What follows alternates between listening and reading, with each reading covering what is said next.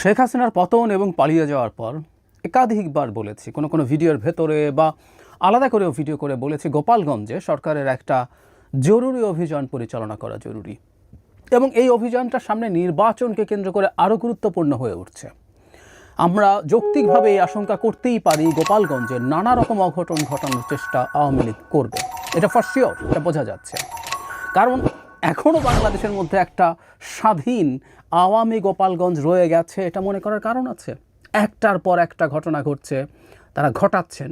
আমাদের সতর্ক হওয়া দরকার, খুব দ্রুত এখানে একটা সাঁড়াশি অভিযান চালানো দরকার।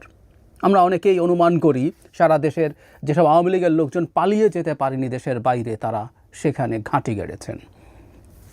এর আগে এমন হয়েছে যে বিএনপির মিছিলে হামলা হয়েছে, অন্যদের মিছিলে হামলা হয়েছে, জখম হয়েছে, সেনাবাহিনীর ওপরে হামলা হয়েছে, পুলিশের ওপরে হামলা হয়েছে, নানান কিছু। এই কথাগুলো মাথায় আসলো গতকালও আবার একই ধরনের একটা ঘটনা ঘটেছে, যেখানে বৈষম্য বিরোধী ছাত্র আন্দোলনের লোকজনের ওপরে গোপালগঞ্জে হামলা হয়েছে। তারা সম্ভবত অন্য একটা জেলার বৈষম্য বিরোধী ছাত্র আন্দোলনের লোকজন, মাদারীপুর জেলার। তারা যারা আহত ছিলেন এই মুভমেন্টে, তাদের বাসায় ফল নিয়ে গিয়েছিলেন। ফেরার সময় গোপালগঞ্জের একটা জায়গায় থামেন, একটা রেস্টুরেন্টে তারা খেতে যান। সেখানে কিছু তাদের বয়ান হচ্ছে এটা, তাদের বয়ান মতে তাদের নারীদেরকে কটূক্তি করে কিছু পরিবহন শ্রমিক। তারা সেটার প্রতিবাদ করতে যান, এরপর মারপিট হয় এবং তারা ভালোই মার খেয়েছেন ওই শ্রমিকদের হাতে এবং অন্যরা মিলে। এর মধ্যে নারীও আহত হয়েছেন। মানে এটা খুব অভাবনীয় বলে আমি মনে করি না, আমি একেবারেই মনে করি না। গোপালগঞ্জের এই জেলার উপর দিয়ে যাওয়ার সময় একবার আমার নিজের এক্সপিরিয়েন্সের কথা আমি শেয়ার করতে চাই। আমি সেখানে সাধারণ মানুষ ছোট দোকান করেন, চা দোকান করেন, টঙের মতো, অনেক মানে বড় কিছু নয়। সেখানে তার সাথে ওখানে জমে যাওয়া মানুষদের মধ্যে আমি এখনও খুব অবাক হয়ে দেখলাম, এই 2-3 মাস আগেও তারা শেখ হাসিনাকেই সঠিক মনে করেন। তারা মনে করেন বাংলাদেশে শেখ হাসিনা থাকাই উচিত ছিল। শেখ হাসিনার পাপ অপরাধ যখন তাদের সামনে আনা হয়, যুক্তি দিতে পারেন না, কিন্তু তারা মনে করেন ক্ষমতায় থাকতে গেলে একটু এরকম করার প্রয়োজন হতে পারে। খুবই মর্মান্তিক এটা। কিন্তু আবার আমি খুব অবাক নই, কারণ বাংলাদেশে আমি একাধিকবার ভিডিওতে বলেছি, এক্সক্লুসিভ ভিডিও করেছি, বিশেষ করে ঢাকা এবং সিটি কলেজের স্টুডেন্টদের মারামারি নিয়ে, যে আমাদের একটা ট্রাইবাল সোসাইটি হয়ে গেছে, এখনও আমাদের মধ্যে ট্রাইবালিজম রয়ে গেছে। আমি আসলে ন্যায় অন্যায় বোধ না, আমি কোথায় বিলং করি, আমি কোথায় আছি, সেখানে লোকজন কি ভাবছে, আর সেখানের কেউ আমার জন্য কি করেছে, এটাই প্রধান হয়ে ওঠে তাদের কাছে। শেখ হাসিনা তাদের মাটির সন্তান, তাদের জেলার সন্তান, এবং গোপালগঞ্জের জন্য তিনি অনেক কিছু করেছেন। That's more than enough reason. বাকি দেশটাকে ধ্বংস করে ছেড়ে দিলেও তাদের কিছু আসে যায় না। এটা খুবই মর্মান্তিক মানসিকতা, কিন্তু এটা আমাদের এখানে এক্সিস্ট করে। এটুকু পর্যন্ত থাকুক, এটাকে ক্রিমিনালাইজ করছি না, কারণ আইন মতো এটা ক্রাইম না, যদিও নৈতিকভাবে এটাকে আমার কাছে ক্রাইমই মনে হয়।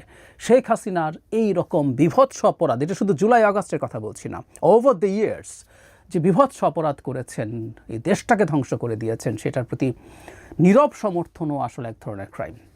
যাক, সেটা সরিয়ে রাখি। কিন্তু এখানে আওয়ামী লীগের ক্রিমিনালরা এসে জমা হয়েছে, ক্রিমিনালরা ওখানে গা ঢাকা দিয়েছে, এটা নিশ্চিত।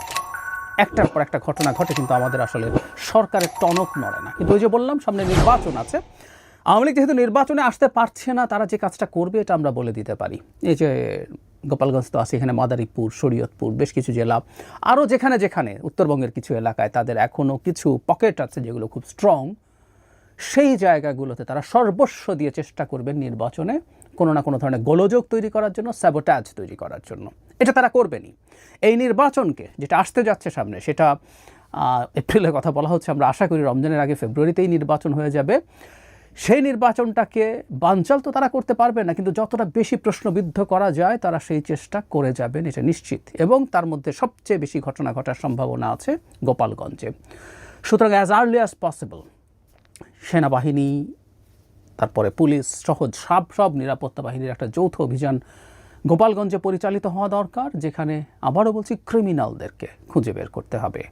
সাধারণ যে মানুষজন আছে তাদের সাথে রাজনৈতিকভাবেই আসলে সামনে এগুলোকে কমব্যাট করতে হবে।